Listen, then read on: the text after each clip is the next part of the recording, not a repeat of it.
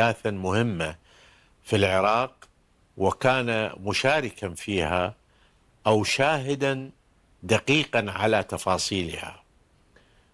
معنا في قصار القول التوثيقية وفي سلسلة لقاءات الكابتن الطيار العراقي نمير الجنابي.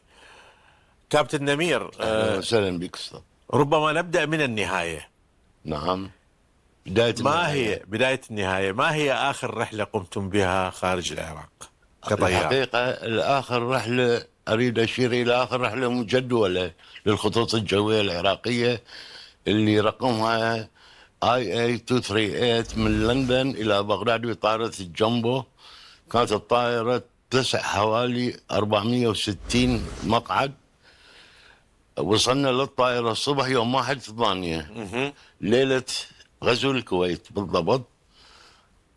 عملنا فحص الطائرة ومن ثم قدموا إلينا الصحف البريطانية زائد القهوة. هاي بالعودة؟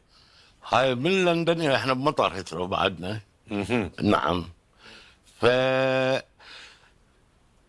باوعنا على الصحف، كل الصحف تشير إلى أن العراق على وشك يغزو الكويت. كلها موجودة الصحف، وحتى المسافرين اللي جايين يعرفون بأنه قريبا جدا سيتم غزو الكويت. كيف تم هذا؟ جاني مدير محطة لندن للخطوط الجوية العراقية قال لي كابتن عندي 55 مسافر زيادة، ممكن تاخذهم؟ قلت له ليش اخذهم؟ شلون اخذ 55 مسافر زيادة؟ قال لي كابتن دولة عراقيين والعراق كلهم نافذة الفلوس معاهم، فيا ريت تقدر تاخذهم لانه قد يجوز ينقطع خط لندن ويحصل عليهم العوده. قلت له ليش ينقطع خط لندن؟ قال لي الصحف كلها تقول حرب تستبدأ، حرب بالعد التنازلي مال غزو الكويت. قلت له انا قريت هاي الصحف العناوين بس ما صفحتها، مشغول بالطيارات. قلت له السفاره ما تقوم برعايه، ليش تتذكر؟ قال لي كلمه كلش كبيره. قال لي ابغض الحلال العراقي راجع سفارته ايام صدام زين بالخارج. اوكي جيبهم لعد كلهم 55 واحد زياده. اوكي. وكانت جنبه ايضا جنبه تشيل اكثر من 460 راكب، صار عددهم فوق ال 500. قبلتهم زياده بالطائره. طرت كانت اكو طائره بريطانيه هم نوع جنبه، بريتش ايرويز، رقم الرحله مالتها 140-49. هاي خط مسارها تغادر ورايا بشويه وتنزل الكويت. من الكويت تكمل الى ماليزيا ومن ثم الى استراليا. اي هاي الانجليز دقيقه ما ياخذون طياره، بس اخروها للكويت. هذا هم كان فسر ما حد يعرفه، اكثر من ساعتين عن موعد اقلاعها. اي وصلت هاي الطياره الى مطار الكويت بالضبط وقت الغزو، بما بدا استئناف الغزو العراقي الفجر. يعني الفجر. نعم وصلت يعني يوم 2 الفجر. نعم. وهو ناس تقول بانه الحكومه البريطانيه اخرتها حتى يدزون يعني ناس من عندهم، يعني مو مسافرين للكويت، يراقبون الوضع عن يراقبون الوضع لانه 100% راح تنغزو الكويت. اي المهم انا بالنسبه لي وصلت بغداد من لندن المغرب، فاهلي ما كانوا موجودين بالعراق. قلت اروح اروح المزرعه مالتي في ابو غريب. رحت المزرعه قعدت مشغل التلفزيون اشوف بالليل انقطع البرنامج، طلع فيلم مال خالد بن الوليد. هاي استغربت شنو ينقطع البرنامج وبنص الليل يطلع فيلم خالد بن الوليد؟ بعدين مغزى الفيلم انا ادري دفع الجزيه. نعم. اي نمت ثاني كان الصبح المفروض عندي سفره للقاهره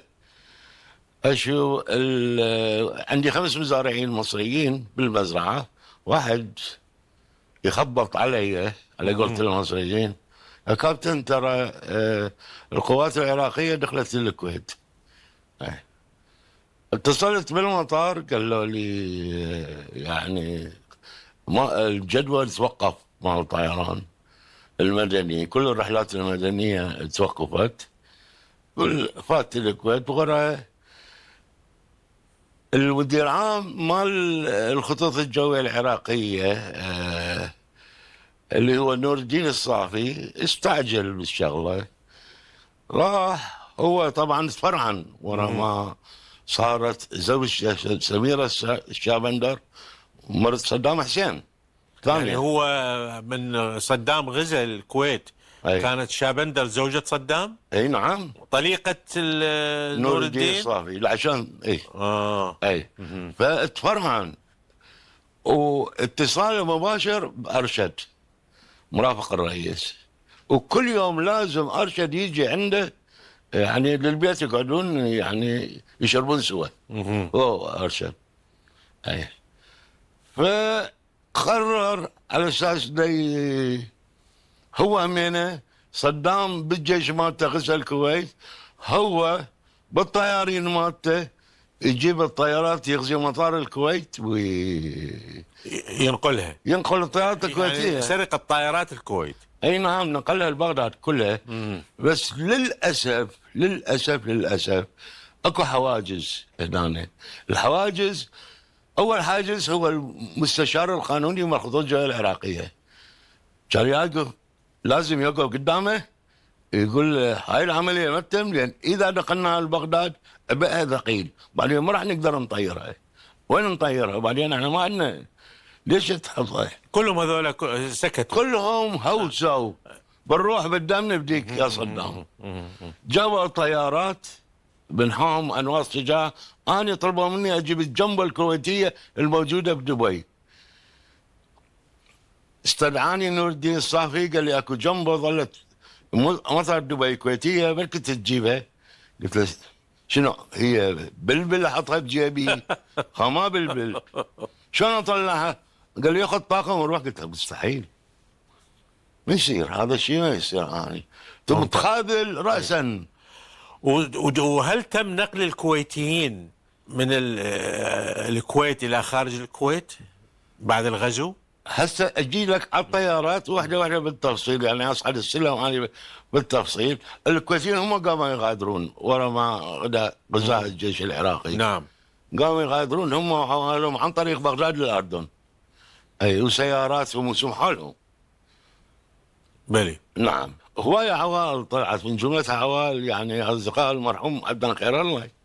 اي طبعا لو عدنان خير الله كان حي يمكن هاي مستحيل، لان هو قال عدنان خير الله، قال يوم اللي صدام يتحارش بالكويت اني اكون جندي قد الشيخ جابر. نعم.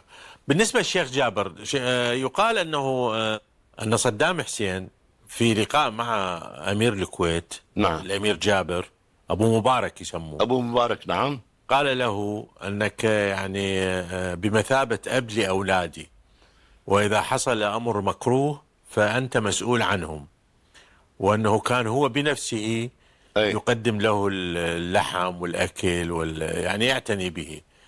هل كيف يعني انقلب عليه هكذا؟ والله سيدي أنا أجيب لك حقائق اللي أنا شفتها.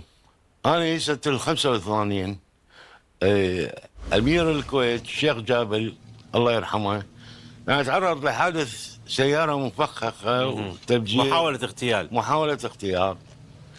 بعدين نجا منها وخطاب مقتضب للأمة الكويتية ذاع بالتلفزيون: إنني أشكركم جميعا بما أظهرت من مشاعر صادقة، وأدعو الله سبحانه أن يبعد عنكم كل مكروه.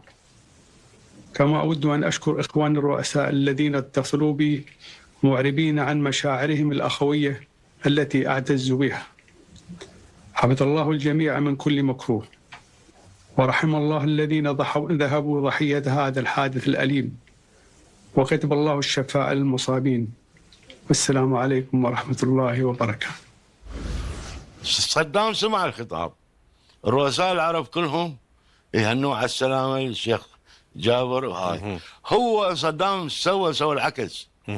يعني من 85 اجيب لك خبر عدنان خير الله، قال له شفت هاي طبعا هاي نفس اللي يحكي لي الله يرحمه ابو علي عدنان خير الله، يقول لي دز علي هاي، قال لي سمعت الخطاب مال امير الكويت؟ قلت له لا والله بس سمعت بالضربه ونجا منها الحمد لله على سلامته لابو مبارك. كان يقول له سمعت دا اقول لك ايش قال؟ قال اخر كلمتين بالخطاب، قال العدوان الاليم. كلمه عدوان الاليم. اي يقول صدام هاي يحكي لي عدنان، يقول شال التليفون على ابو مبارك، شلون انت تقول عدوان الاليم؟ لازم تقول لو العدوان الذميم لو اللئيم. واحده من الاثنين. انت تبقى جامل الباطل؟ مو ذولا. عدنان قال هو بيا حال، هو من ورانا احنا عراقيين. سوى له تفجيرات بالسفاره الامريكيه والسفاره الفرنسيه، والامريكان ما وقفوا وياهم، وهو مشرع موانيه لنا. وبعدين ضغطوا طيارته، خطفوا طيارته الى كراتشي يمكن من دبي وبقتها بال 84. اي وبعدين رادوا يطلعون المخطوفين، فسووا له تفخيخ، كلها رسائل يدزوا له، لان كان عندهم يسموه تي 17، يعني التيم رقم 17 اللي هم كانوا مسجونين الحقيقه عند الكويت. بس يبدو ان صدام من غزا نعم. الكويت طلعهم من السجن. نعم.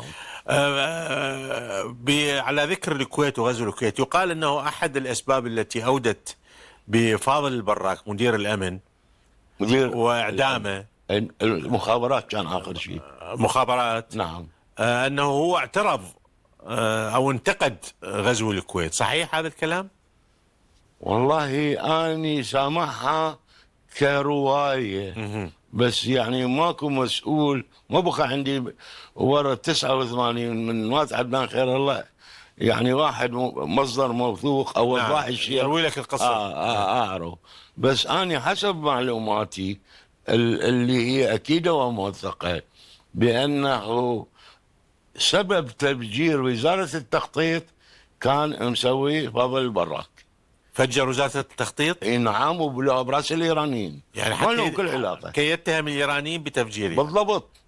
وهل اكتشفت السلطات هذا الامر؟ نعم.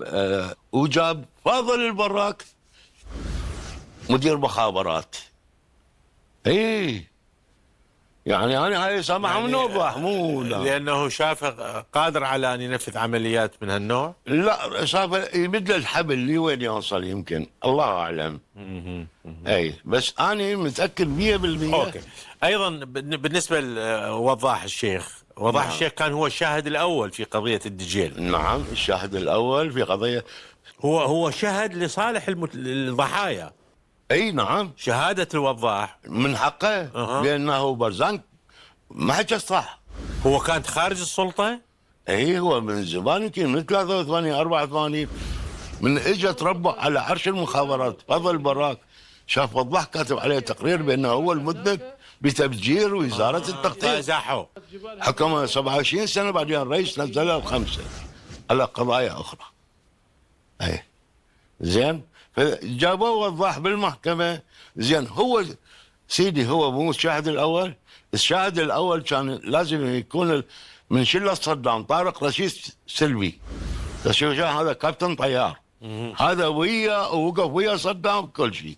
بس اللي استبعدته بنته زينب اللي دخلت ويا بريمار تعمل مع الاحتلال. مو تعمل ويا، هي من الاول مشهوره بمستوى اعلامي. تطلع ويا اوبرا، هاي اوبرا المشهوره الاعلاميه الشهيره. نعم، المشهوره. هي صعدتها اوبرا وصعدت وكتبت كتاب لصدام، وهي المدلله مال صدام.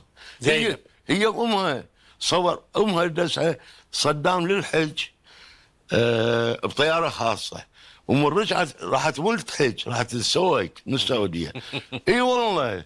ومن رجعت ضباط القمارك الجنط ياخذوا لها التحيه.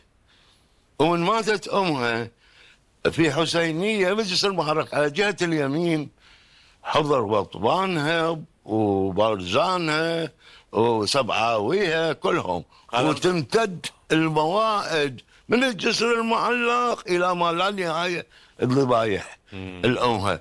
كل هذا ما غزر بيهم، راحوا غدروا بصدام. مو الرجال الطيار بس، بنته كان لازم يكون حاجز قدام بنته، زين اللي هي زينب، زين كتبت كتاب على صدام. صحيح. بالمناسبة أعتقد أنتم يعني قمتم بنقل السفير الأمريكي. نعم. جرت عملية إجلاء السفير الأمريكي من الكويت. نعم، رمز الدولة الأمريكيه. السفير الأمريكي بالكويت سنة 90 بعد ما انحصر 4 أشهر بالسفارة الأمريكية بالكويت، واتفقوا على إطلاق يعني يسوي له ريليز. أنا نقلته هو وزوجته فقط بطائرة جنبه، ما وياهم ثالث. اي نعم. وهل تحدثتم مع السفير؟ نعم. اول شيء انا قاعد بقصرة القيادة ما جنبه، مكلف بنقله. صعد على الدرج، انا دا باوع من الشباك، يعني دا انظر من الشباك مال الطيارة. وقفت السيارات بس حرس جمهوري عراقي دارون دارس. اجا هو بايده شيئين، الايد اليمنى شايل العلم الامريكي، والايد اليسرى شايل جنطه سوداء بزنس دبلوماسيه، وزوجته شايله كلب صغير يعني حجمه كده. صعدوا طيرته بالطريق.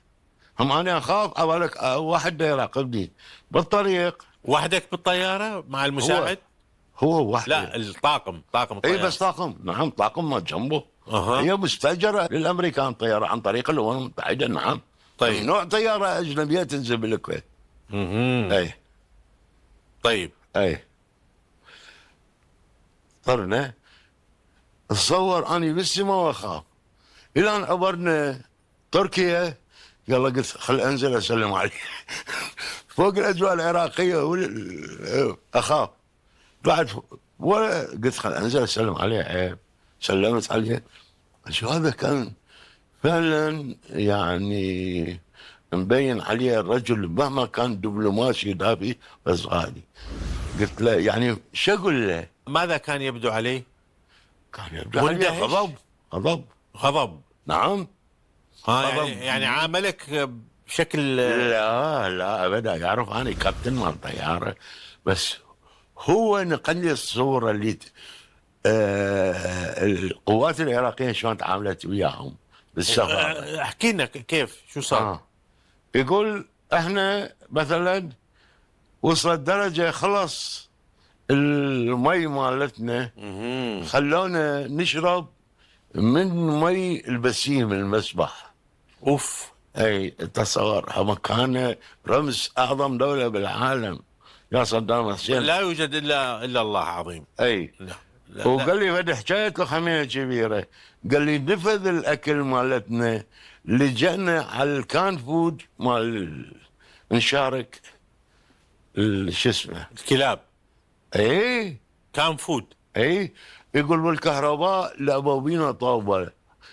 قال لي تعرف بالشهر الثامن الى 4 اشهر وراها يقول قطعوا علينا الكهرباء. نفذ الوقود مال المولدات مال السفاره الامريكيه. يقول قبل ينطونا الكهرباء مثل شجره الكريسماس، 5 دقائق ينطونا اياه. يقول روح انا وزوجتي نقعد يم التبريد ونلم بطاله بلاستيك مي من المسبح نحطها بالثلاجه. عبالنا راح يبقى ساعه ساعتين يبرد المي بالفريج. يقول ماكو ورا 5 دقائق طق قطع الكهرباء. سؤال: لماذا بقي هو وحده مع زوجته؟ معروف. مسألة الطاقم الآخر للسفارة؟ لا أنا هو اللي يحكي أصلا. أنا ما سأله. هو بدأ يحكي. لا أنا بس دار نزلت أرحب به. لا جهة مكلفتني أسأله ولا ممكن أتجرأ أسأله. بس هو الرجل يعني شافني طيب كابتن والطياره نقلت الى من الكويت الى لندن؟ نعم. الى لندن. اي نعم. وما فكرت تطلب اللجوء وتهرب؟ لا اطلب اللجوء، وعائلتي دكتوره يعني حمل وراي يعني، هاي لجوء. انت مره نقلت محمد علي كلاي في طيارتك، متى؟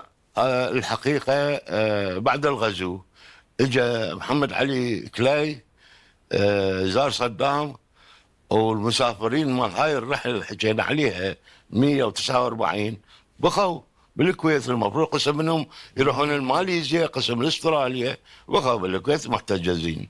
صدام دروع بشريه. عافيه، دروع بشريه سواهم ما شنو. اجى محمد علي كلاي شاف صدام، واعتقد بوقتها صدام بسياره كشف طلع عليه بشوارع بغداد، انه ما اعرف اللي صار بيناتهم. بس بالعوده محمد علي كلاي انا كلفت بمهمه استرجاع لندن. أي. واحده؟ هو واربعه خمسه جايين وياه، نعم، وحده بالجنبو. بالجنبو؟ اي نعم، ماكو طيارات تطير بس جنبو. اي. برخصه من الامم المتحده. اي نعم، كان لا بعدنا، بس العراق مانع كل طيارات، فالامم المتحده كانت هي تاجر طياراتنا. ممنوع اي طياره اجنبيه تنزل بمطار الكويت غير عراقيه. صح. ها سيدي. اي صعد محمد علي كلاي وياي الى رحله لندن، استاذن يصعد بغرفه القياده يتفرج. سلمت عليه قال لي اني بطل العالم بالملاكمه. كنت ارقص على الحلبه، ايدي هسه ترعش باركنسون بيه. قلت له صدام ماكو بالعالم اقوى مني. هو قال محمد علي كلاي قال له صدام، قال له ماكو بالعالم، اني كنت ارقص على الحبله، هسه بهاي ايدي اني لا اقدر اسكر زراير قميصي ولا اقدر اربط هذا، فالغرور لا يمسكك. هاي اني سمعتها باذني من محمد علي كلاي قاعد بخصوص القياده ورايا. يقول انا قلت له صدام هيك. نعم. محمد علي كلاي. نعم. يحذره من عدم الغرور. اي نعم نعم. لا قوي الا الله. اي لا قوي الا الله. نعم. الجاليات الاجنبيه من العراق ورا محمد علي كلاي سمح صدام الرحله مال محمد علي كلاي نخلي المسافرين مال الرحله البريطانيه 149، فاخذتهم اني وديتهم لندن. بس صار من وصلنا لندن هم الطريق كله يغنون ويرقصون وكل فرحانين يرجعون لاهلهم، بس نوضع سلم الطائره على الطائره جنبه السلطات البريطانيه والشرطه ما خلوا واحد ينزل.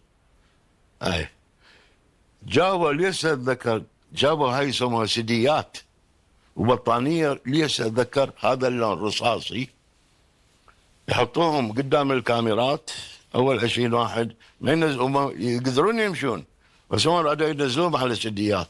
اوف ليش؟ حتى اعلام. اي نعم، هذا قدام عيني صار على اساس تعبانين تعبانين للاذى، بيبي يصور المهم. اوف اوف اوف. اي هاي وحده يعني فيك نيوز. اي اي هاي وحده.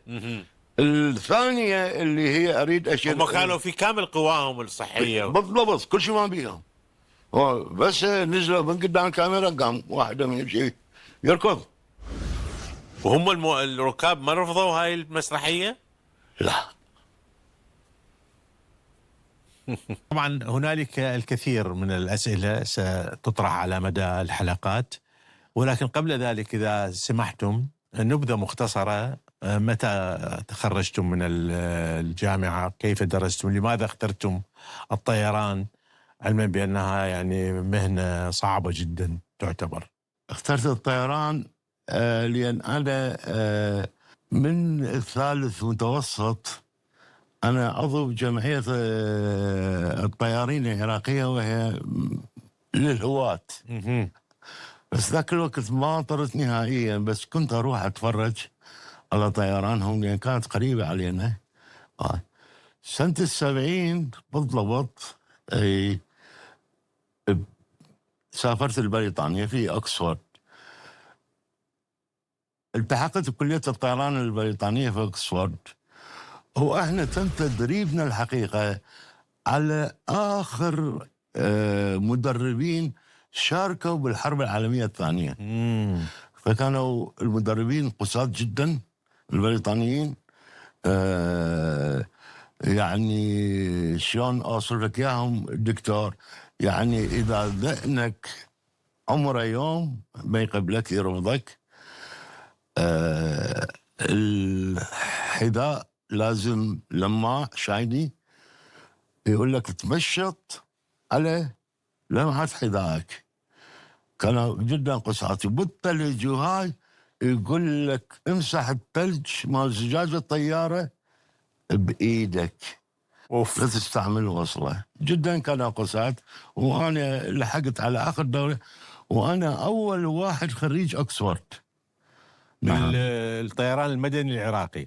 اي البقيه درسوا في بريطانيا، بس خريجي مناطق اخرى بالشمال باسكتلندا في بيرث. بعدين كملت دراسه، اخذت شهاده النقل الجوي على شهاده الطيران، اخذتها من سان فرانسيسكو. اي هناك. والاختصاصات اللي معايا 8 اختصاصات مال طيران.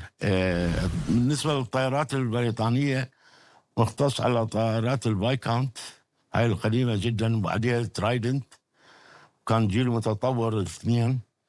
وبعدين طاير على كل طائرات عائلة البوينغ، ابتداء من 737 727 707 إلى 747 الجمو. أي وبدأت مسيرتنا بالخطوط الجوية العراقية. والخطوط الجوية العراقية الحقيقة كانت النقاط اللي توصلها ما تغرب عنها الشمس، تمتد من طوكيو شرقا إلى موسكو شمالا، إلى المملكة المتحدة غربا، تغطي شمال أفريقيا كلها، أوروبا كلها، تنزل تحت توصل إلى ريو دي جانيرو بالبرازيل. وأحيانا وصلنا امتدادات إلى سانتياغو بشيلي. يعني سنة 84 جت مساعدات أمريكية للعراق، نقل أسلحة، فنقلناها بطياراتنا، يعني من آخر أمريكا الجنوبية إلى بغداد جبناها بالطائرات. اي بالطائرات نعم. وليش سانتياغو؟ يعني ليش سانتياغو؟ لأنه سانتياغو احنا من دخلنا حرب مع إيران، أمريكا ما تبيع لك سلاح مباشرة، تريد تساعدك بس تنطيك إياها عن طريق طرف ثالث. أي الطرف الآخر الثالث كان سانتياغو بشيلي. وكانت رحلات شاقة، بدأت سنة بعد 84. أي إضافة إلى أنه طاير أنا ويا شخصيات عديدة العراقية مع الرئيس صدام حسين كذا مرة،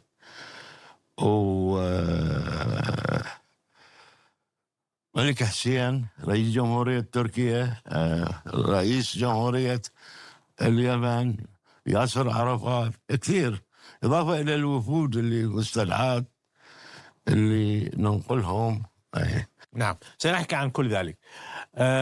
يعني نفهم من كلامكم أنه لا يوجد طيار خاص لصدام حسين. لا مستحيل.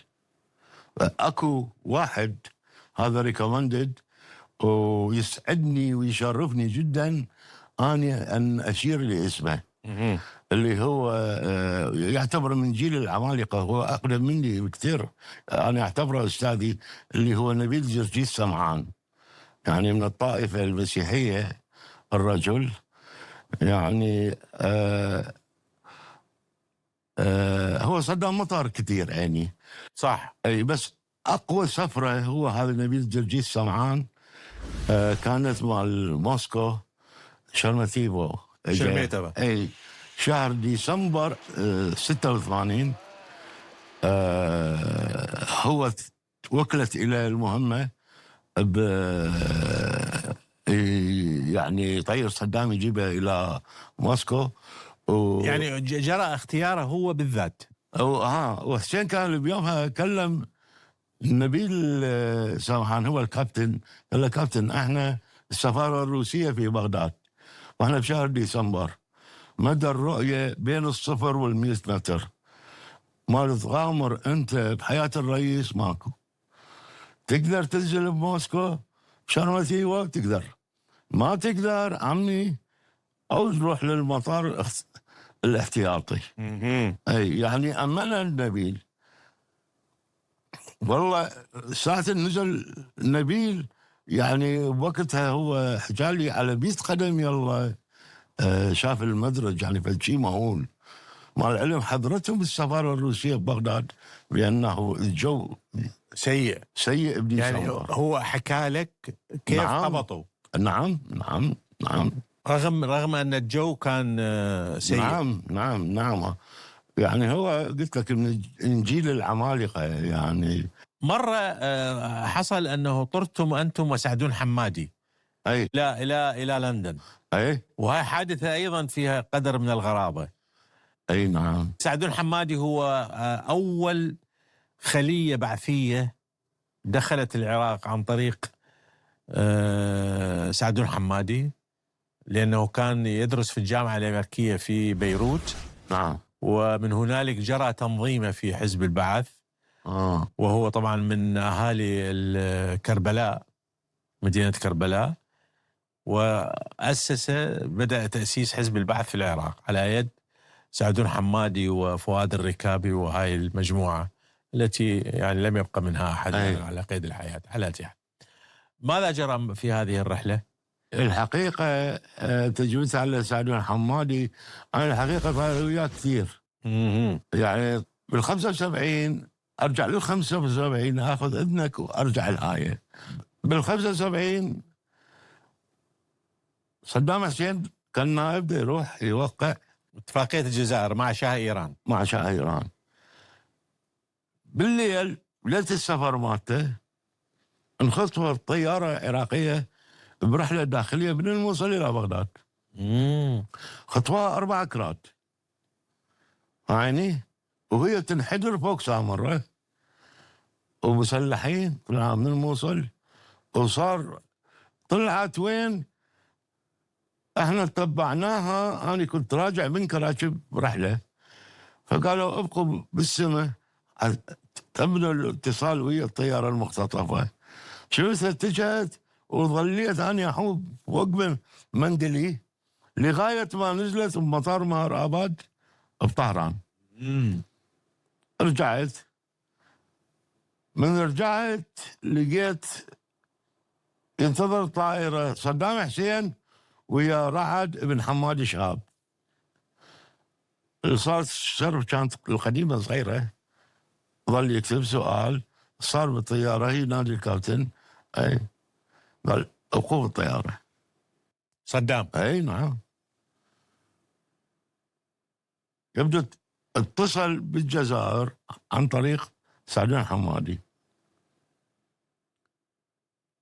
قال ما احضر للجزائر اذا ما ترجع لي المسافرين مع الطياره اللي راحت الطهران الا ادز طياره. قال له لو الجزائر البومدين لليل يلا جتي موافقات الشاه بانها نطلع من بغداد ننزل مهر اباد نرجع المسافرين.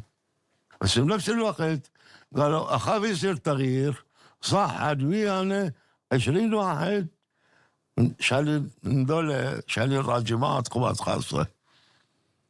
قالوا اذا المختطفين ما يعرفون شيء عنهم ببغداد، المختطفين اذا رادوا هاي الطياره لان ديش صار بها رمي طلقات تودوهم لاسرائيل ودوهم.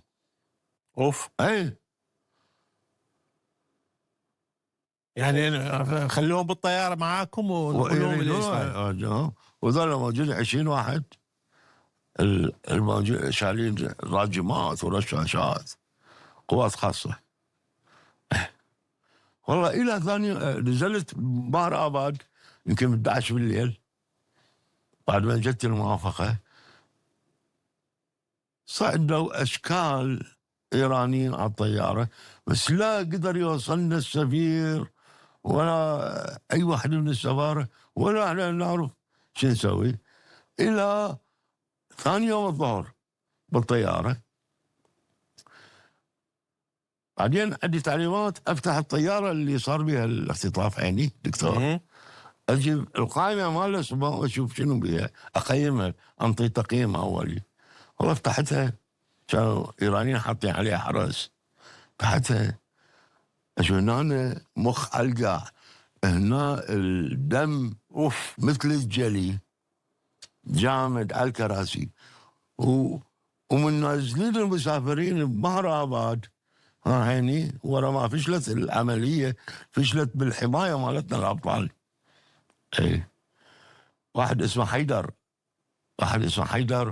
كان مفوض انطورة الضابط. اي وهذول كلهم قتلوا يبدو.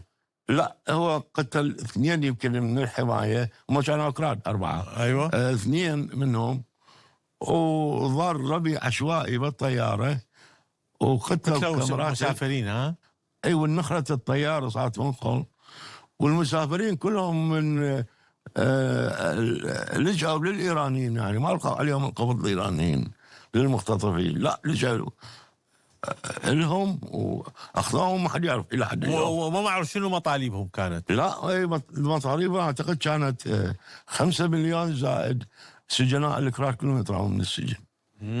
اي احنا جبنا الاسرى، صدام مقبل يروح للجزائر الا ينزلون المختطفين مع طيارتنا كلها. نعم. وزين ضل نزلوا بيوم ضباط، انه حتى الضباط طالعين بالاحذيه كانوا بالطياره. اي فمن نزل من الطياره كان صدام يستقبل على درج الكل قبل ما يروح يركب طيارته للجزائر. اي من نزل اول ضابط صدام بنتبه على رجله، انتبه على راسه، وين بريتك؟ بس قال له الضابط، الضابط كان رتبه عاليه، قال له بقت بيريه سيدي.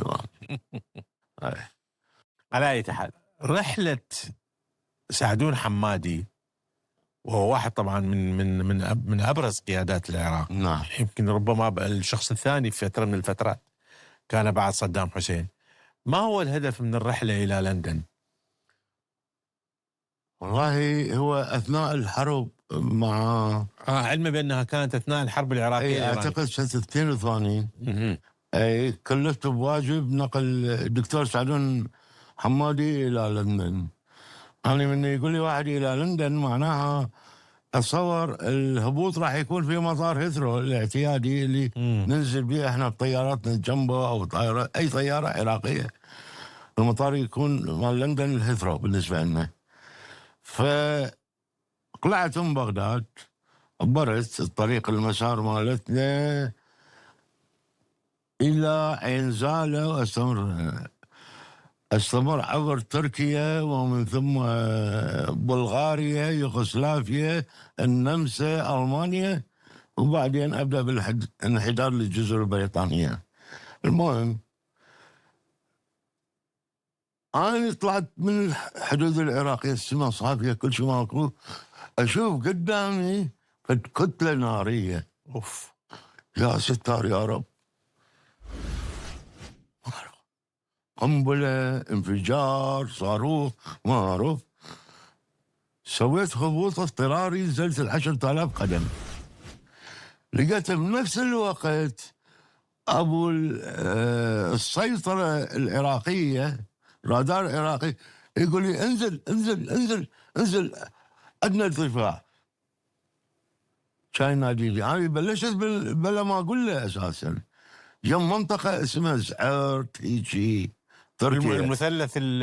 المثلث التركي العراقي الايراني. بعدين ورا اشهر عرفنا بانه مقاتلاتنا العراقيه ضربت طائرة محمد الصديق وزير خارجية الجزائر. الذي كان من يلعب دور لعبنا الوساطة بين العراق ما وإيران. أعتقد. هو هكذا كانت توصف رحلاته يعني. السؤال اللي أنا أطرحه كطيار، زين، شلون اجى التوقيت العراقي مضبوط من قبرص؟ احنا لا عندنا سفاره لا ملحقيه عسكريه، زين، شلون اجى التوقيت باي دقيقه محمد الصديق طار من لارنكه وباي لحظه يوصل للمثلث العراقي التركي بحيث تواجهه مقاتلات عراقيه؟ هاي الجواب مالتها الله اعلم، بس هو هذا السؤال لازم يطرح.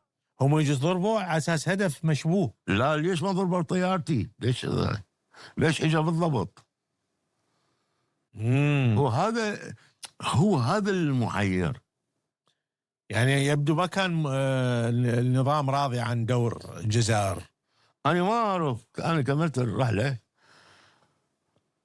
وصلت الى الجزر البريطانيه بالانحدار الى مطار لندن.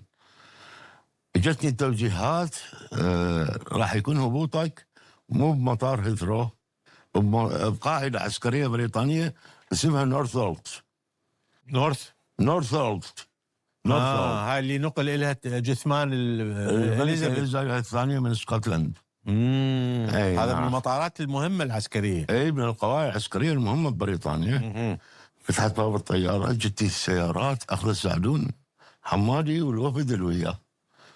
هو ما يتكلم ابدا، انسان مؤدب الى درجه. نزل الرجل هاي، بعدين اجى امر القاعده سلام علي، قال لي الطياره راح تبقى بالسكيورتي مالتنا وراح نحط لها كلبين حراسه. اي، هذول الكلبين حراسه راح يكون كل كلب تحت احد الاجنحه مال الطائره، ويشمون ريحه من اللي يصعد بالطياره، مهندس الصيانه والكابتن، بس يسموهم يبقى هذول المخولين الاثنين يصعدون لهم حق يصعدون بالطياره مره ثانيه، غيرهم ما حد يقدر يوصل لهم. شنو يومين 3 4 ما عندي خبر. اني انت بالطياره بقيت؟ لا، انا فندق الشيراتون. اخذنا باص مال القاعده العسكريه، نقلنا لفندق الشيراتون. بس الوفد يبدو الانجليز ما يريدون احد يعرف به، هو استدعاء كان من 10 داونينغ ستريت، اي يعني من الحكومه البريطانيه. نعم. المهم على اساس انا عندي ابالي بس بريطانيا. اشوف ليلتها اجاني من السفاره قال لي ترى انت ما راح ترجع البغداد. قلت له وين اروح؟ قال لي المهمه تمددت، راح تنزل وراها لشبونه ومن ثم روما ومن ثم ترجع لبغداد. اي اوكي، ما عندي يعني انا. انطرز وصلنا لشبونه. واحد من الوفد، هي دائما كل وفد كبير احتياج يدزون وياه واحد من المخابرات. هذا المخابرات انا اعرفه، اللي كان من اهل كركوك، اي من بيت الحمداني. اي انت شو تسوي بلندن؟ ايش عنده سالون حل؟ فردني باختصار وحكى لي اياها باللغه باللهجه المصريه. اي قال لي ده لا ده لا. قلت له شنو ده لا؟ قال لي يعني هذا مسموح بضربه، هذا ما مسموح بضربه. يعني هاي الاهداف مسموح بضربها في ايران، وهذه غير مسموح بضربها. الانجليزي حددوها، اللي لهم مصالح فيها يبدو. اي طبعا، هم الانجليز يقولوا هذا مسموح تضربوا العراق، هذا ما مسموح لكم تضربوا. الدكتور مو بس هاي، نعم. هاي يعني هم حتى بالبدايه من دا يعبرون نهر الكارون، الجيش العراقي من دا يعبر نهر الكارون، الهندسه العسكريه الاليه العسكريه العراقيه ما عندها معلومات على نهر الكارون. حتى يدسون جسر لازم يعرفون المد والجسر مال شو اسمه وسرعه التيار. هاي كلها بريطانيا زودتهم عن طريق شركات النفط. يقولوا كانوا يقدرون حتى جسر الكارون يمدوا. من الوثائق البريطانية للشركات المعتمدة. اللي تعرفها طبعا الشركات البريطانية. طبعا هي تعرف بتشتغل المنطق. وقتها. نعم فعلا. رحلة صدام حسين نعم. إلى كوبا. رحلة صدام حسين إلى كوبا. زين، ممكن أرجع حتى التسلسل المادي ما يتغير إلى اتفاقية الجزائر وذهاب، ما تقول احنا بدينا حديث على سعد بن حمادي. نعم. ذهاب سعدون حمادي بعد توقيع صدام حسين اتفاقية الجزائر إلى طهران. وقع صدام، رجع النشوة بأنه بعد ماكو إمدادات للكرد وتسليح وهاي ما شاء، وخط شط العرب تالوك. اي انا هم وديت صدام عفوا سعد بن حمادي، هم نقلت طهران. طيب اوكي. هالمره غير شكل، وين من نزلنا نجيب المسافرين مالتنا كل هاي المخابرات مالتهم لا تنسلون الطياره برا الشاشه يقول لك هيك شيء. هاي وين هسه ارقى فندق في طهران. تبدلت الوضعيه خلال اسبوعين. تحسنت العلاقات. اي نعم، تحسنت العلاقات طبعا، صاروا غير وجوه. اي وديت سعد الحمادي ورا يومين بمخر اقامته سعد، انا بالفندق وسعد الحمادي الهاي. سعد الحمادي دز علي، اي اللي كانت قال لي اكلفك مهمه هاللحظه تطلع تسويها. قلت له امر سيدي. قال لي هسه ترجع بغداد. اوف. اي قلت له ايه؟ قال لي راح يجيبون لك من غرفتي وزاره الخارجيه امانه تجيب لي اياها ما حد يلمسها. زين، وتحطها بغرفه القياده، يعني مقصوره القياده. مقصوره القياده. ايوه، ما حد يفتحها ما حد يلمسها. ثم سيدي انا من ركبت الطياره رجعت من طهران الى بغداد. بالمطار جاي 4 دبح اليوم فتحوا الباب، يعني جابوا مجلد دكتور يطلع حوالي 1.80 سنتيم هالثقنة، اللي يشيلوه 4. هذا المجلد الورق مالته أصفر، عجل ايش مكتوب به؟ اتفاقية ترسيم الحدود بين المملكة العراقية والشاهنشاهية الإيرانية. اسمعني، مو هذا الموضوع، المكتوب باللغات ال5، أي البريطانية، الهندية، العربية، الفارسية والتركية. اللغات الإنجليزية، العربية، الفارسية، التركية والهندية. أي 5. زين، وديت له اياه، من رجع هم رجع وياه على الكتاب. اي هنا اريد اشير شيء واحد دكتور الفت نظر اللي ما حد يعرفه، انه ورا ما رجع سعد حمادي باسبوع كلفت بمهمه اخرى الى طهران. معروف، قالوا هاي المهمة هي يعني استضافة الامبراطورة فرح بهلوي. فرح بهلوي تجيبها.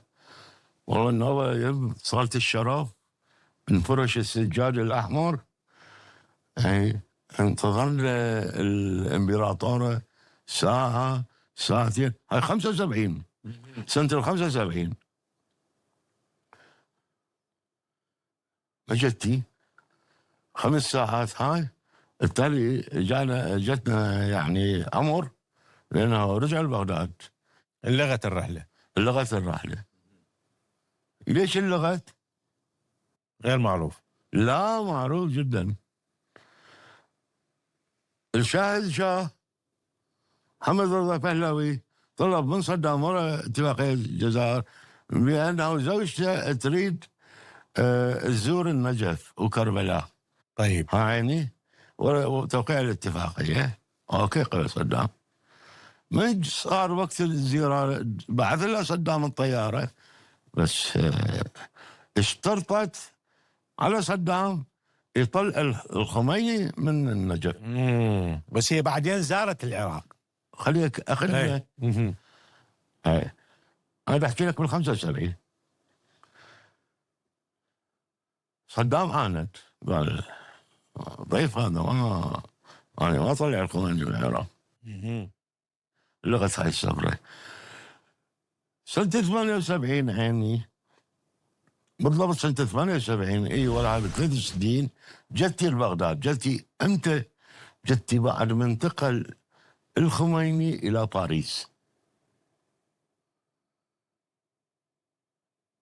يعني هي بوجود الخميني ما جتي ابدا، لا. على اي حال هذا السجل كان سعدون الحمادي بحاجه له حتى يثبت للايرانيين يعني؟ اي يبدو غير اتفاق بيناتهم انه هاي شوف هاي وين صار سجل الله اعلم. طبعا هو مو ليس فقط هذا السجل. اي مجلد كل الارشيف العراقي الان صار مجلد تدري. نعم. ب5 لغات يعني، وورقه اصفر يعني من القدم مالته تدري، مكتوب سنه 37 وهذا الحكي بال75. يعني هذول يفترض ان اللي الان في السلطه يحرصون على هذا بغض النظر عن موقفهم. الله اعلم. الموقف من الاشخاص لا يعني الغاء التاريخ، لانه الدول اهم واقدم واعلى من الاشخاص. كابتن نمير، سنكمل هاي رحله العوده من هافانا الى بغداد. الحقيقه هي الرحله مال المؤتمر عدم الحياز. نعم. صار سنه 79 في هافانا. نعم. الى كوبا. كل دول عدم الحياز جتي الى كوبا. احنا كنا المتميزين لحسابات في صدام بباله اللي هي انعقاد الجلسه الاخرى المؤتمر الدوره الثانيه في العراق تكون بالعراق. اي فبدينا التحضير كطيران قبل 3 أسابيع. الاسبوع الاول طلبوا من عندنا الرئاسه نقل سيارات 5 مال صدام المتشابهه. درع متشابه. اي والاسعاف. فوصلنا هافانا ما عندهم اجهزه مال انزال احمال ثقيله بهافانا. فهم الناس بنوا جسر، بس الجسر الانحدار مالته يعني شديد. بس السواق مال صدام الدربين بالمانيا الشرقيه قدروا يدزون هي كان اخطرين الاسعاف، تنزيل الاسعاف. اي هاي اول رحله بالضبط. 3 ايام نرجع لبغداد قالوا بعد عندكم نقله ثانيه. شنو هي النقله؟ قالوا مراوح منضديه هديه من الشعب العراقي الى الشعب الكوبي. صناديق لب مراوح منضديه انتاج عراقي اسمه بغداد. مراوح منضديه مراوح بغداد. نعم. اخذناها لكوبا امور يعني كثير، عدد كبير. اي مليانه الطياره. جنبو نعم كله جنبو. سنة هافانا. وهي شنو هافانا يعني؟ لانه منطقه استوائيه كوبا، يحتاجون رطوبه، يحتاجون الى المراوح منضديه وصناعه عراقيه، ومكتوب على الصندوق فخر الصناعه العراقيه. المهم نزلت من ذمتنا، دخلت بذمه الكوبيين، نزلناها من الطياره. ظل جو يرجع علينا قالوا يا صندوق يكسروا يطلعون المروحه يحطوها بالكهرباء ما تشتغل. هذا شنو القصه؟ كلهن بعدين افتهمنا الدالغه بان كوبا كهربائها 110 واحنا بالعراق كهربائنا 220 اي.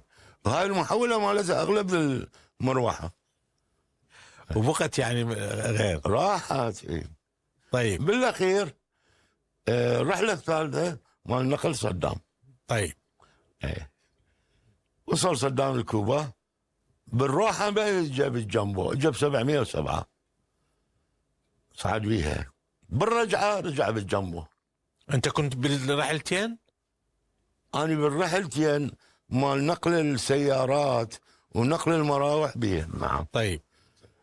بالروحه من بغداد الى كوبا هو صعد بطياره 707، لان احنا رحنا 3 طائرات وليس طائره واحده.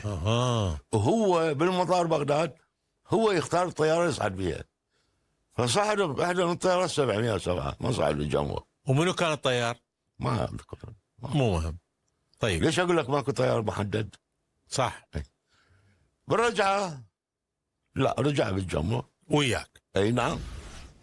اي ظل تأجل، كانت اكو عاصفة فوق مثلث برمودا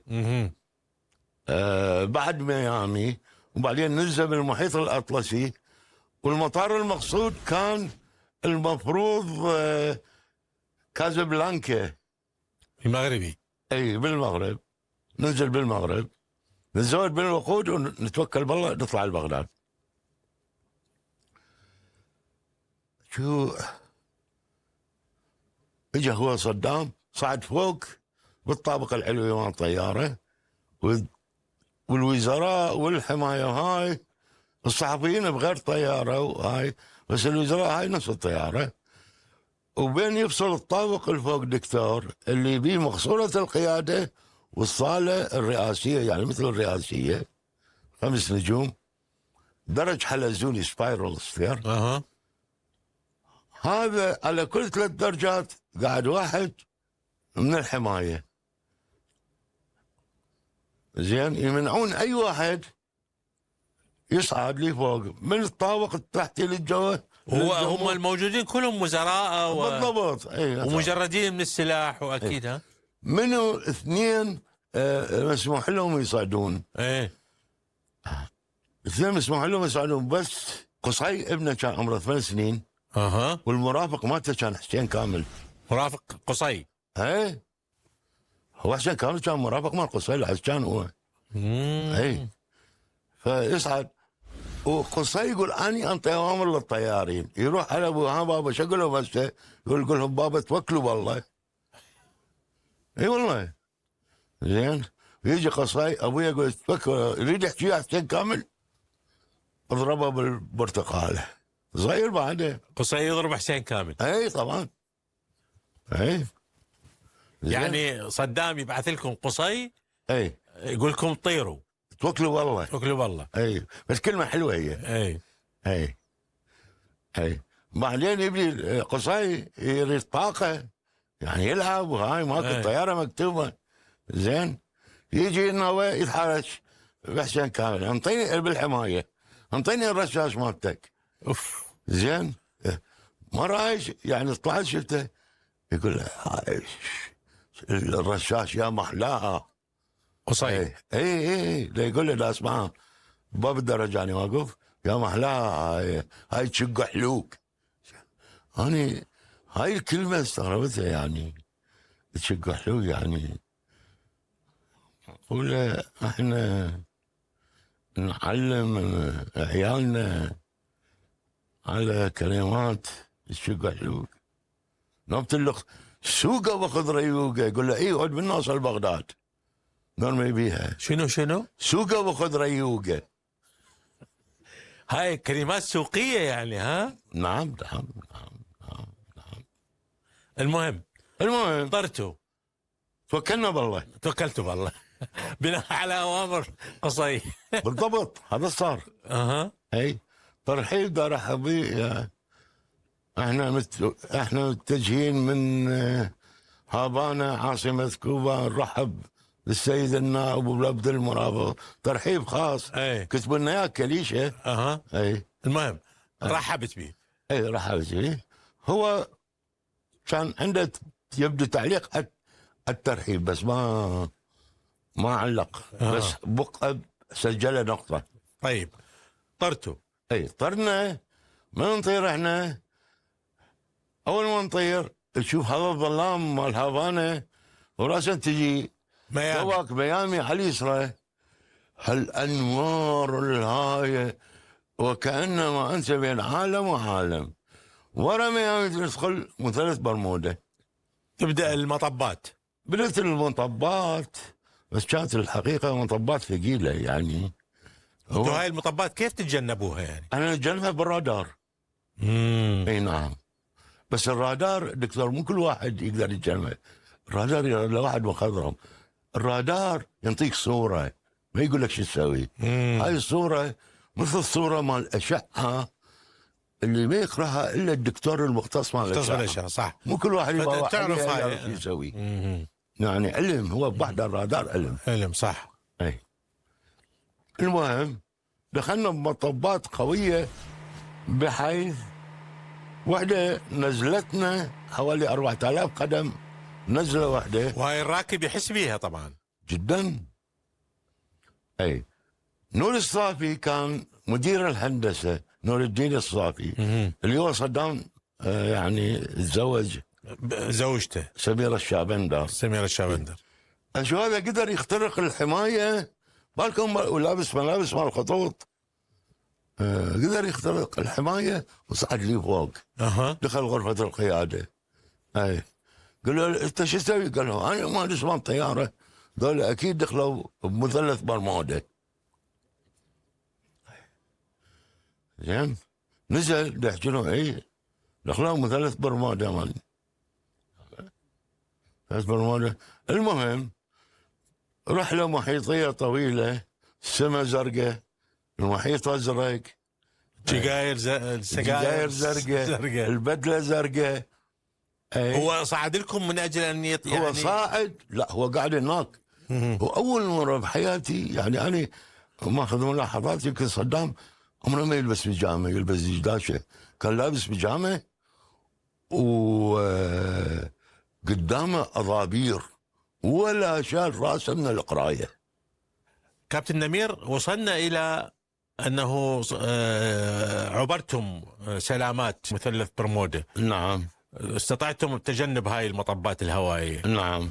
والهدف الهبوط الى بغداد. المقصود كان كازابلانكا في الخطه. اي بالخطه. نعم. حسب ما هم بلغونا. حسنا. الرئاسه. وصلنا قريب فوق جزر الكناري بالضبط. قريبين من كازابلانكا. كان يدز قصاصة ورق هو صدام بيت قصي. بيت قصي. نعم. قال توجهوا إلى مطار باريس، توجهوا إلى باريس. حسنا. هاي اللي بها موافقات أو شنك، يعني موافقات محيطية يعني دولية. المهم حصلنا موافقات وجينا إلى باريس. انحدرنا باريس قريب يعني على بعد 5 ميال من المدرج. برج ايفل نشوفهم واضحه باريس، الجو صعب. كان يقول توجهوا هسه الى لندن. اوف. اي. قصي. لا هو نزل ورقه لخ. اي هو ورقه لخ يعني. نعم. هم قصي. اي نعم. توجهوا الى لندن. هو قصي ينطي الاوامر بالاوراق، ينقل عن ابوه، اكو واحد غيره. اي والله نزلنا لندن. هناك القوانين البريطانية تعتمد بأنه بنتنزل الطيارة لازم الجمارك، لأنه تصعد يكون طيارة الحماية منعتهم. هاي دفاع من النافذة الشباك مع الطيارة. لا شوف السفارة كلها مسطرة، هذول يقدرون يصعدون يسلمون على صدام حسين. ما منعوا الانجليز. انتم طبعا تنزلون بهاي المطارات للتزود بالوقود. اي فقط. اي نعم. حسنا. اي هو ظل قاعد فوق منعوا الحمايه، صار بيناتهم تالي قال خلوهم يعني يشيكون. ايش عندهم يشيكون؟ هم الناس عندهم يعني اشياء معينه. اي واجبهم هم خط الجمارك، خط الدفاع الاول مال المملكه المتحده. صح. اي فصار حتى صعدك فوق يعني للطابق الفوقاني اللي هو قاعد فيه لابس بيجامه. اي بس شافوا بيجامته يعني. اي شافوا بيجامته. وبس الصناديق مال الإعاشة مال الأكل شافوهم قفلوا سكيورد وهاي، ووقعوا بأنه الطيارة ريليز ممكن تنطلق وتتوجه للمطار المقصود الثاني. اي بس لا صدام قدر أحد يوصل له. أهم شيء أريد لأن هو بوقتها طلعت وشاوي بأنه مدراء شركات ومسؤولين. كانت الغاية من الهبوط في لندن يقابلهم، وقابلهم على الطيارة، ولا السفير قدر يحط قدم واحد على درجة من السلم. يعني كل هاي التقارير أبداً، الصحفية أبداً. كاذب. كلها كاذبة. وصلنا إلى بغداد. اي وصلنا الى بغداد، دز لي قصاصه لان الحضور الى المجلس الوطني باكر الساعه 6. نفس اليوم؟ لا، ثاني يوم الساعه 6 العصر. لا يعني القصاصة جتك اي نفس على اليوم؟ الطياره، على الطياره. هم بيت قصيب. اي نعم. انا توكلت بالله، رحت ثاني يوم باليونيفورم مال الطيران. هاي انت طبعا في حينها قلت اكيد فد هديه ضخمه. اي طبعا، انه عبرنا اي لان هو يكرم. هو حتى بكرمه مخيف. اي والله بكل شيء مخيف، حتى بالكرم مالته. بس ما ادري ليش كان زعلان بي. المهم صعدت الغرفة، اخذوني لبسوني باج، غرفة المرافق، قعدنا. اجى بعدين هو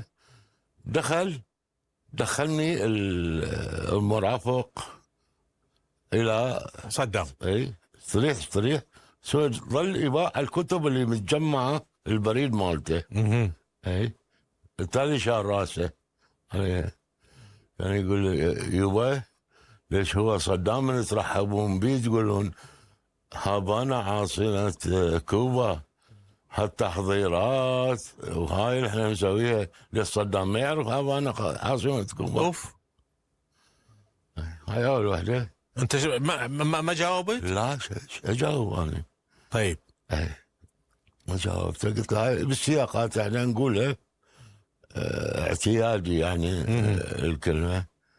اي قال لي شنو قصة مثلث برمودا؟ اي ليش فوتوا المثلث برمودا؟ قلت له سيدي هو المسار الجوي لازم يمر عبر مثلث برمودا، ما تقبل الغلط. ما بي. قلت له مثلث برمودا اذا اقيس لك حجمه او مساحته بالضبط من بغداد ضلع ثم اليمن ثم القاهرة، هاي مساحته لا يمكن تجاوزه. اي لازم تقضي لك ساعة وربع بيه. ووقت الأعاصير يعني احنا طرنا وقت أعاصير وقدرنا نتجنبها. احنا دخلنا مطبات اللي خارج الأعاصير ولا ملمسنا حافة التنين. قلت له هو الإعصار شنو هو؟ تنين بالسماء ينفذ لها. قلت له مدمر يعني. هو يسمع. نعم. اي هناك قال لي ها عرفت. اي باوع على النجفة الثريا بالغرفة، كان يدوس الجرس بعصبية. كان يدخل هو هذا المرافق بالمكتب مالته، قال لي الآن ايش قلت لك قبل ما اسافر؟ ما قلت لك الثريا محروق منها 3 مصابيح، من ارجع من هافانا القيها متبدله. ليش ما مبدله؟ قام يصيح عليه. اوف. اي انت قاعد؟ اي انا قاعد خفت خوفه ما صايره. قلت بس لا يبلش بيه. اي كان يقول لي انا عندي بريد تفضل. اي اخذت له التحيه وطلعت. بس احلام الهديه لا ما كلها. طيب كابتن نمير. نعم. صدام حسين على اساس يذهب الى الامم المتحده ويلقي كلمه نعم امام الجمعيه العامه. نعم. كان هذا في عام اعتقد ورا مؤتمر في عام المفروض اللي ينعقد به مؤتمر عدم الانحياز في بغداد. الانحياز ببغداد. وقد 79 يمكن ورا 3 سنوات الدوره الثانيه.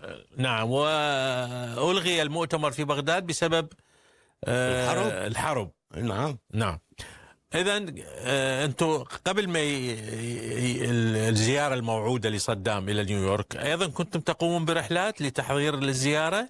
لا. هو صار التحضير والزياره هاي حصريا بيد المخابرات. نعم. لان احنا نطاقم. لا يعني قصدي نقل السيارات، الاسعاف. لا ما نقل سيارات. اللي صار سيدي هو بانه برزان مع عادل صائب شوكة الجبوري اللي أبوه كان وزير الدفاع أيام الملك. سافروا على الكونكورد عدة زيارات وأجروا 1500 شقة وأخذوا فوتنج ميجرمنت صدام وسووا له منصة مال زجاج ضد الرصاص في ألمانيا الشرقية. دقيقة، يعني هم ذهبوا إلى نيويورك وأجروا 1500 شقة ليش؟ بالطريق حتى يقعدون بها حماية بالطريق بين المقر إقامة صدام حسين ومقر الأمم المتحدة. من مقر إقامته أي إلى الأمم المتحدة الشارع هذا كله 1500 شقة أجروا ب 1500 شقة. نعم. حتى يكونون بها قناصة وأمن بالضبط يحمون الطريق. أي يعني أكيد. كابتن نمير متأكد؟ أنا هاي وضح الشيخ كان مؤتمن على العملية تأجيل. هو اللي حكى لك؟ نعم هذا الكلام. طيب ما وشنو هاي المنصة اللي عملوا لها؟ هو الضيوف أخذوا فيتنج ميجرمنت مالته على أساس خف داخل القاعة مال، يعني أخذوا مقاساته، أخذوا مقاساته لحد العنق، زرار العنق الرقبة، زرار أيوة. الرقبة، وحتى يعني يسوون هذه المضاد للرصاص. أي مضاد للرصاص أمامه وهو يوقف يلقى كان باعتباره رئيس قمة عدم الانحياز. بس طيب. ما تحقق عدم الانحياز ببغداد. وهاي طبعا جهزت هاي المنصة الواقية، واقية الرصاص. اي نعم ببرلين سوا بألمانيا الشرقية. والشقق استأجرت كل شقة حوالي 6 أو 3 أشهر بكذا. قال لي وضع الشيخ اوف. اي وكانوا يسافرون بطائرة الكونكورد، يعني برزان ويا عادل صائب شوكت. كانت كل اسبوعين مره بالكونكورد يروحون مرتين ساعه من الصوت، 2.25 ساعة هم بنيويورك من باريس. هاي لاجل انه ترتيبات الشقق ولا بيحصل هذا الاجتماع، ولم يحصل. فشلت. من المفارقات الاخرى مع صدام في خلال رحلتك غير هذه القصه؟ والله اكو مال تونس انا كنت عليها. اي تونس فعلا. هو تونس كان حضر مؤتمر القمه العربيه. اي اول قمه للجامعه العربيه خارج نعم مصر. نعم. اي هم لما ركب الجنبو كانوا ويانا الحمايه فقط. فنزلنا بمطار قرطاج في تونس، نزلوا الحمايه انتشروا بالقاع. استغربوا التونسيين شنو هاي؟ قالوا ما حد ينزل ترجعون كل الطياره بيدب. قالوا له مسؤول عنهم منو هم وضع الشيخ كان. انا لاول مره اشوف وضح متنفذ كيف نزل بالجهاز. قال لي نحكي بيه الطياره اللي بيها الرئيس لا تحوم بالسماء. قال لا تنزلون. انا من اقول لكم وضح الشيخ نزلوا. طيب وبعدين نزلوا؟ بعدين التونسيين عنتوا وظلوا رجعوا للطيارة. عيني الحماية ظلوا قاعدين واضطر يعني طيارة صدام تهبط ونزلت في تونس. بس ما خلوا ولا واحد من الحماية ينزل. التونسيين؟ لا. نعم. وطوال فترة المؤتمر كانوا بالطيارة بقوا معه؟ لا ينزلوا بس من غير سلاح، يستضعفوهم عادي. بدون سلاح. اي وهاي كررها مرة ثانية في راح للطائف بعد تحرير الفاو. اي راح بس مو وياي، كان الكابتن نبيل سمعان قلت لك هذا هو اللي يختاروه. اي فراح للطائف همينه قدام الديوان السعودي. نعم. نزلوا الحماية وانتشروا. واقف الملك، يبدو الملك بقى على خاطره. كمل الزيارة العمرة وياه بنت كبير كان صدام.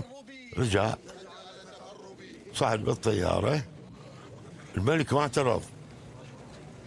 ذول السعوديين شاطرين وجاملين الى درجه، بس السعوديين سووا طار صدام، طلعوا الاثنين F-16 مرافقه، قالوا اسكورتنج يو الى البوردر للحدود العراقيه. زين، هذا اللي يشوفها F-16 قاعده على الجنح، يعني جلاله الملك ده يقول له يعني لو اني الي نيه قلت له هسه اطيرك، هسه اسويكم طشار، بس ده ينطيها الرساله. هي يقول اول شيء دز لي ارشد، قال يقول لهم يتناثرون الطيارات لفوقها، قلت لهم ما يقبلون. تجنن هو، يقول هو دخل صدام حسين نفسه دخل غرفه القياده، حكى ويا كابتن النبي، قال له مو قلت لكم؟ قال له سيدي قلنا لهم شو عندهم اوامر يعني يقعدون عجل احمال طيارتنا الى ان نوصل حدود العراقيه. قال له بعد قد الحدود؟ ليس كابتن النبي. كابتن النبي قال له هذا الجهاز INS ينطينا للحدود بالثانيه مو بس بالدقيقه. بعد 27 دقيقه وهلقى الثانيه للحدود العراقيه. قال ها، يقول نبيل كان ما متماسك صدام، منزعج، ما متماسك. اكو فرق بين منزعج وما متماسك. يعني واحد مره يكون متماسك، واحد ما متماسك. يقول حتى له احكي له هذا الجهاز يشتغل كذا وكذا وكذا، ياخذ من الاقمار الصناعي ودقيق كلش. يقول خلصت حكي نبيل؟ قال لي زين هسه قد بقالنا الحدود؟ يقول هو يبغى اليوم يجي. شلون الذيب عيونه هيجي؟ يقول قلت له سيدي بعد 22 دقيقة. اوف. قال لي قبل الساعتين سألتك قلت لي 27. قام الدقيقة الطول عنده. هاي قامت الدقيقة. معروف أنه حضرتك قمت بك نعم. أول رحلة تكسر الحصار على العراق، حظر الطيران قصدي، حظر الطيران هاي. على العراق. ما هي ملابسات هذه القصة؟ ها. لأنه ظهرت بالصحافة صور وتعليقات. نعم. هو الطيران العراقي دكتور كان محصور بين خط الأجنحة الثابتة اللي هي تعتبر الطيارات المدنية والعسكرية أجنحة ثابتة. نعم. يعني غير الروتري الهليكوبترات لها حق تجتاز خط 32 جنوبا إلى البصرة. صح. زين، هو يبدي حوالي من الصويرة، ورا الصويرة تنزل جوا كلها محظورة، وبالشمال خط 36. العراق قرر كسر الحظر الجوي، خرق خط الحصار، خط 36. خط 36. نعم. كيف وصلتوا إذن أنتم؟ هم الدوريات الأمريكية والإنجليزية 24 ساعة بالسماء. نعم. فإحنا طرنا، بس قبل ما نطير كان أكو رتبناها بشكل بأنه نفتحهم قصر وندعي نستضيف صحابة دولية. والصحفيين يكونون معاكم بالطيارة. يكونون بالطيارة، ونروح بالطيارة.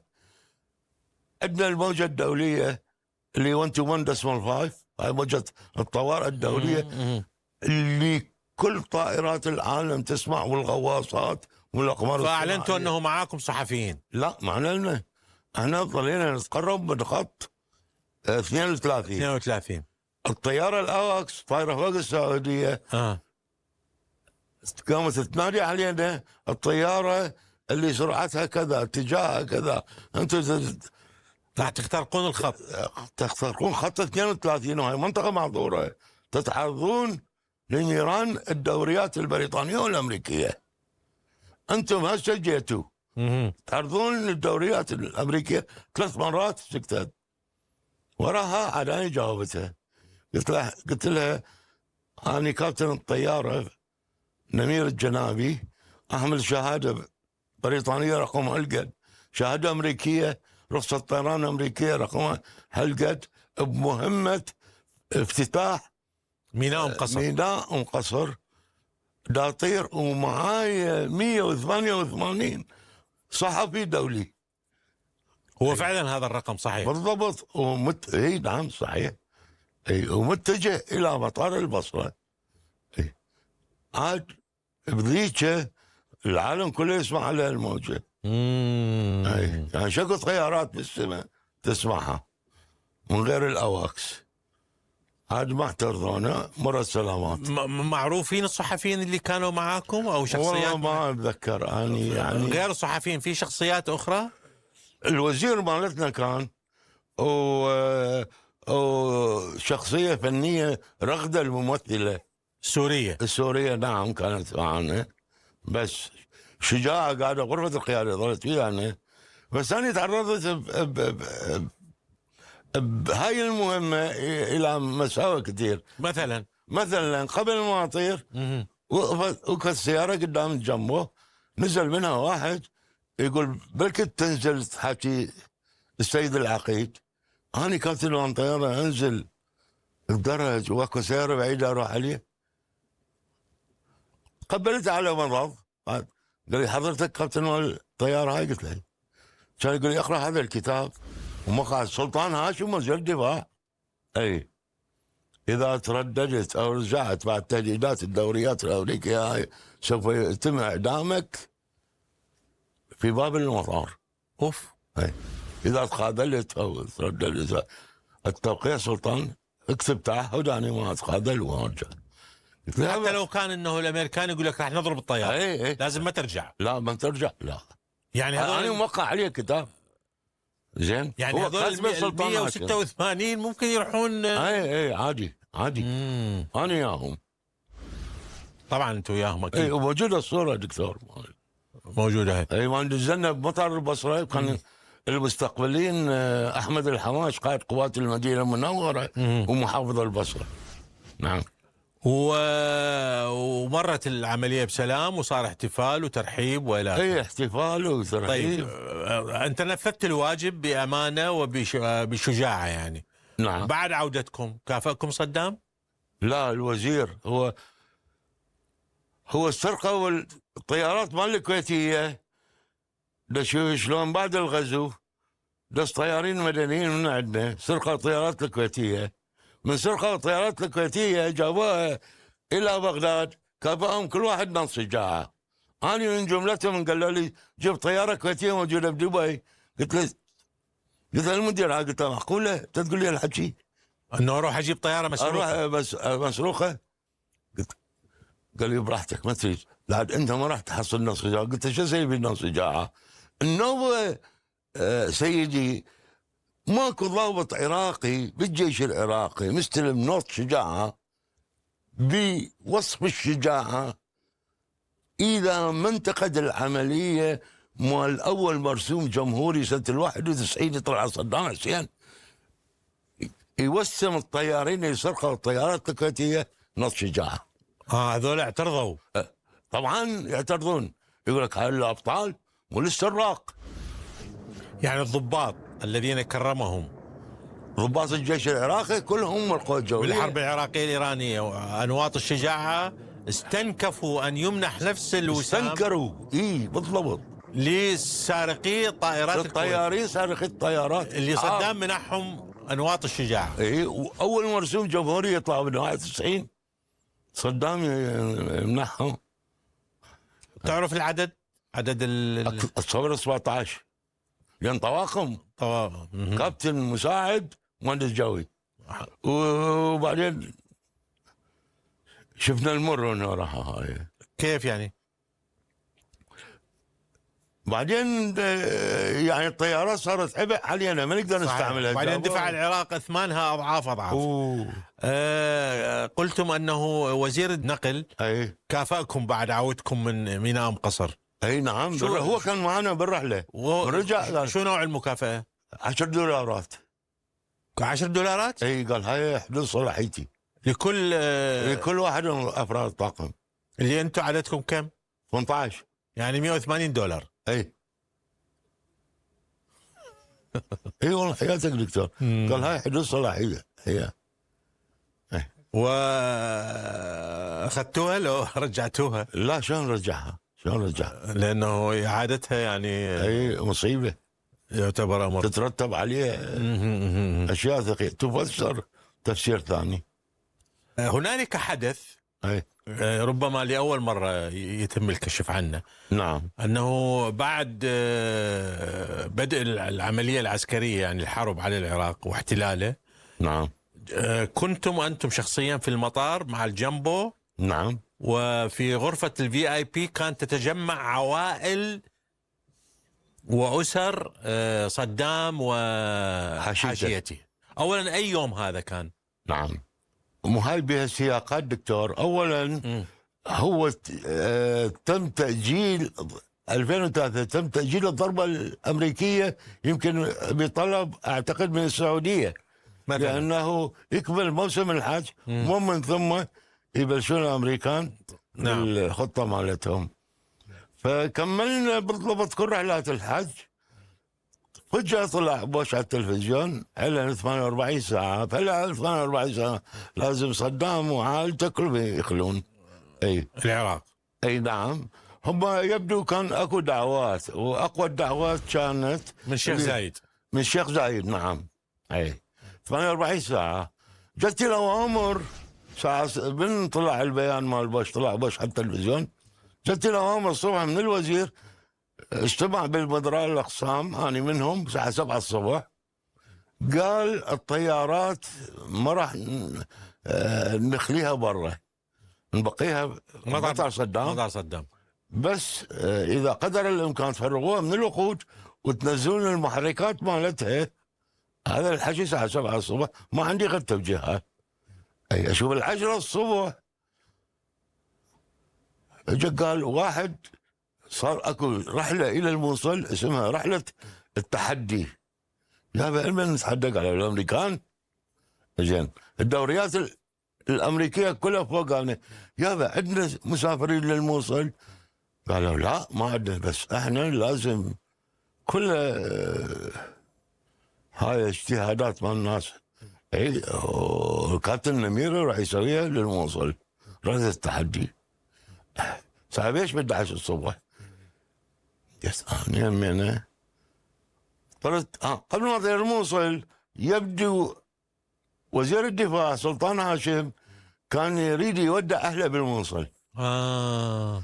اي صعد معك لا هو سالهم اكو طياراتكم اليوم للموصل؟ لان هي كانت طيارات يوميه تروح كل يوم اكو رحله. اي قالوا له ايه هسه اكو رحله. قال اذا حتى لو اخروها الا ما اوصل. اجى الرجل بكل احترام صعد هو مرافق، هو الرجال هيك صدفه لقاها موجوده.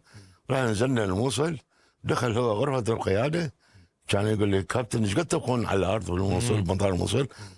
قلت سيدي 45 دقيقه. قال لي اذا اتاخر بعد 45 بيها مجال تنتظرني لو ارجع بسيارة بكل ادب. نعم تأمرني سيدي. سهل ما اعرف اني وين راح. اي بالضبط ورا ساعة ونص. اني قبل ما انزل بالموصل قلت اكيد هاي ورا الانذار مال بوش اكو بغاد هاي بالموصل متواجدين، خلي يحوم فوق المدينة ارتفاع ناصي خطية خف مسافرين حتى يصعدون معك، حتى يصعدون معنا ليش ارجع فارغ. والله شافوا الطيارة حوالي 40 مسافر جاي والوزير رجع. طلبت اخذ رخصة تشغيل من برج المراقبة، يقول لي انتظر. الوزير على قاعد ما حكى. انا خمنت انتظر شنو؟ الدفاع الجوي راصد طيارات معادية امريكية بريطانية نعم. من هاي الدوريات، فما يريد يعني المعمعة اكون بنصاني، فيريدها تطلع من المنطقة ويقول انتظر 4 ساعات. عدت ال4 ساعات بالضبط 4 ساعات. اشوف جتي 5 سيارات مرسيدس قرب السلم مال الطيارة وخفت. اول سيارة نزل منها وطبان اخو صدام لابس دشداشة قلابيه وحزام رصاص ومسدس. طيب. سلق استلم الطياره ويسحب برجله اليمنى لانه كان ضربه ودي قبلها صح برجله. وصل الاخر السلم الحمايه بكل ادب قال له سيدي انطينا مسدس حمايه الطائره. نعم. قال له انطينا سلاحك تستلم بغداد. تستلم بغداد نسلمك اياه.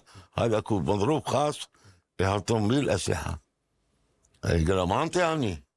قال له السيد وزير الدفاع موجود على الطياره سلم سلاحه. فانت قال له هذا خروف انا مو خروف. وهذا سلطان سماعه طبعا. نعم.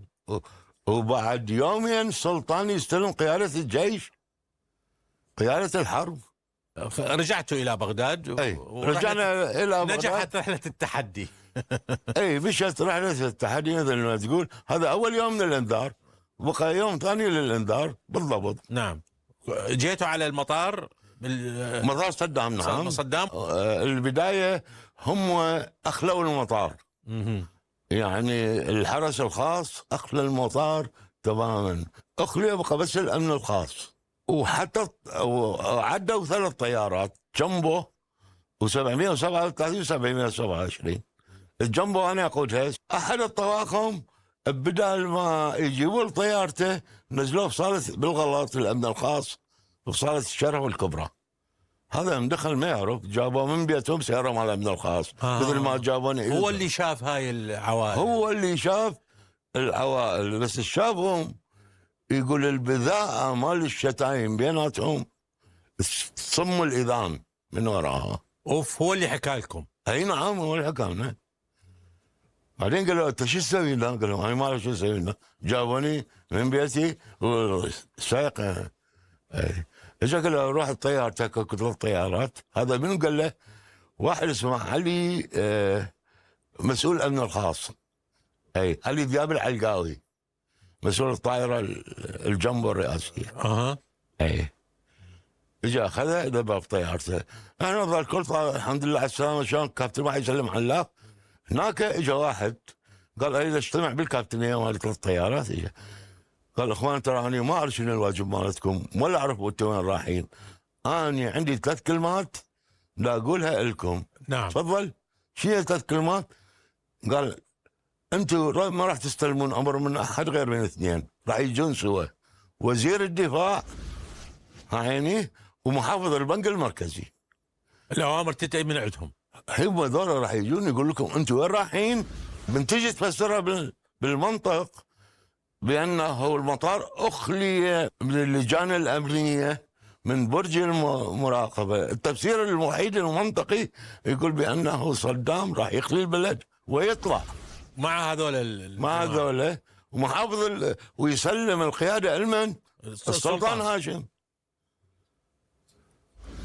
ومحافظ البنك المركزي يجيب الخزنة مالته يعطيهم إياه. يعطيهم بالطيارة. والله قال شو وقت يجي؟ قال ما معروف شو وقت يجي بس اكيد يجي. المهم انتظرنا نسمع كل من راديو سوا مونتي كارلو تسمعون بالراديو بالعد التنازلي بعد 10 ساعات 12 ساعه ب9:30 بالضبط. 9:30 مساء ولا مساء؟ نعم. هو احنا وصلنا المطار الساعه 2 الظهر. جابونا الساعه 2 الظهر ورا ما اخلوه. اول شيء اخلوه صح. اي ب9:30 اجى ضابط مال رادار صعد. كان يقول لي سيدي انت الكابتن ما اعطيه؟ قلت له اي. كان يقول لي سيدي انتم مساركم ما عندكم مسار غير واحد خيار واحد اللي هو بين خط عرض 32 و 36 شمالا. هذا اللي يمشي من سامرة الى التنف السورية. طيب. اسمه ريد 21. عندكم غيره؟ قلت له لا. من راح تطلعون ليش تطلعون؟ قال لي دا اقول لك سيدي العد هاي المنطقة كلها البادية الغربية مال العراق بها أكثر من 50 طيارة معادية بالسماء. أوف. اي. قلت يعني ما راح تطيرون؟ أكيد ما راح تطير.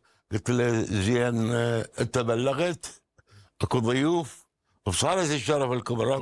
قال لي مو شغلتي يعني.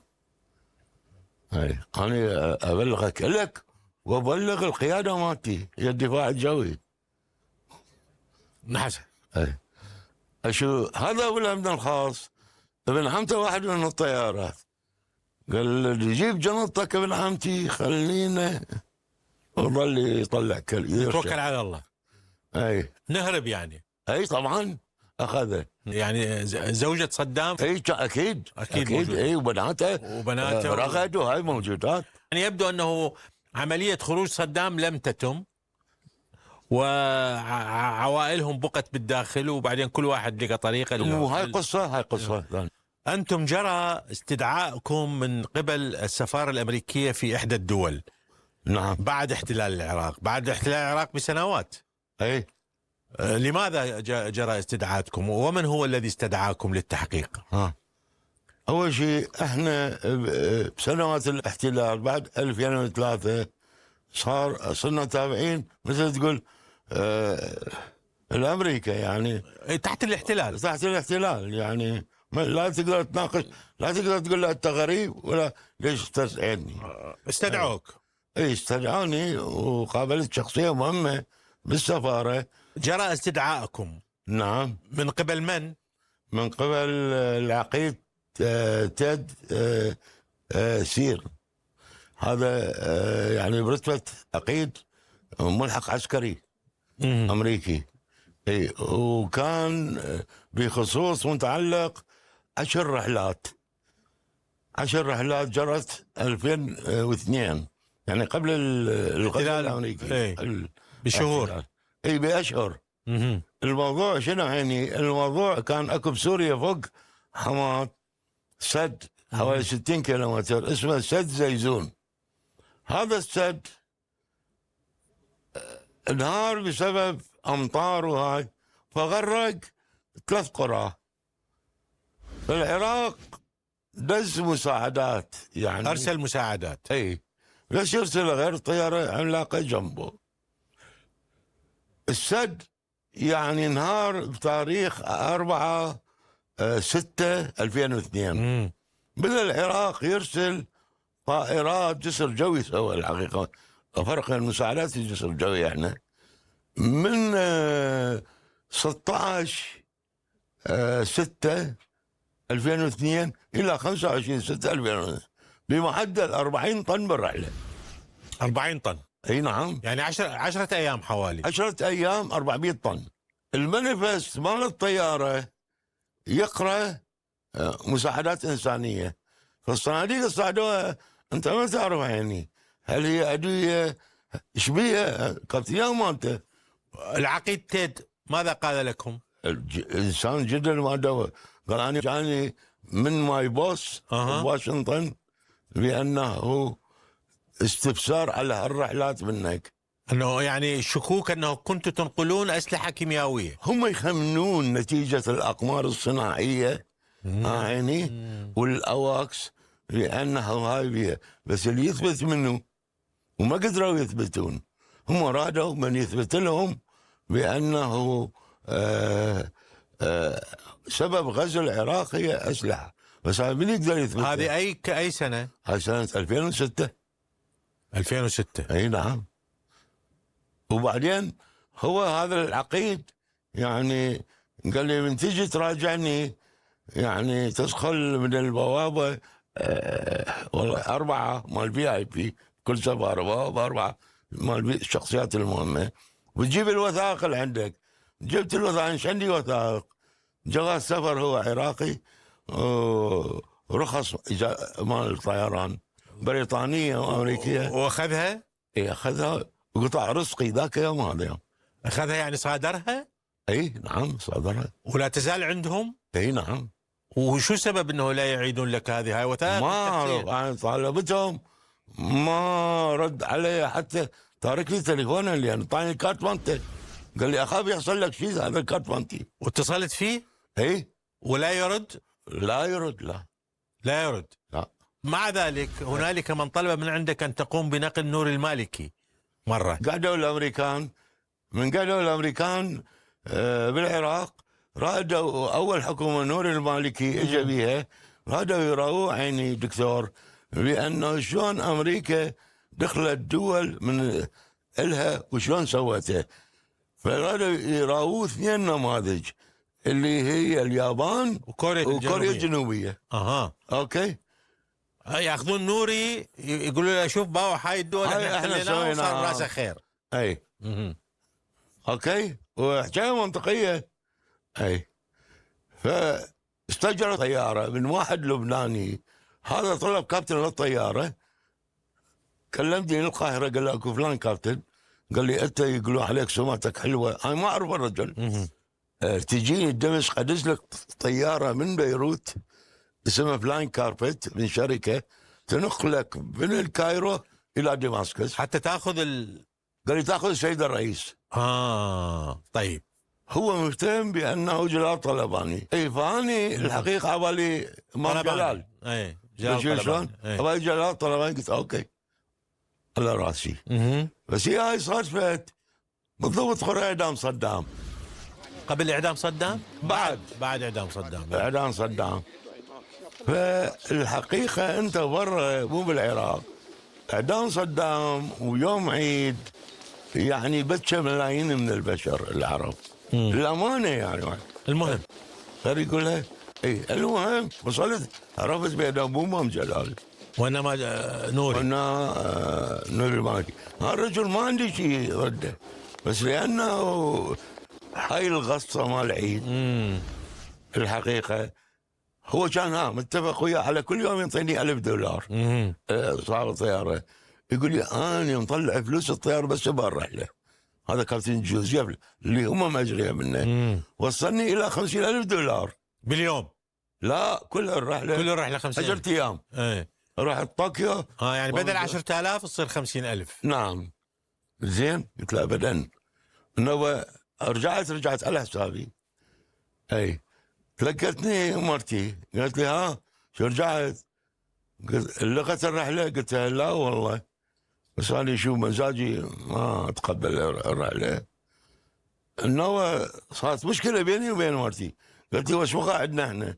لا انت عندك راتب من لارتك ورا 31 سنه خدمه طلعوك زين، لا عندك رخصه طيران تشتغل بها برا، لا من تجي لك لقمه تقدر تعيش بيها.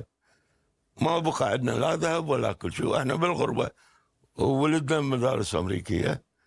ايه، قلت انا اخذ غراضي وكل من يروح بطريقه، انا اروح اقعد يم امي وانت اقعد بالغربه عيش. هذا صار. شكرا جزيلا نمير الجنابي الكابتن الله يخليك والطيار العراقي، شكرا جزيلا لكم.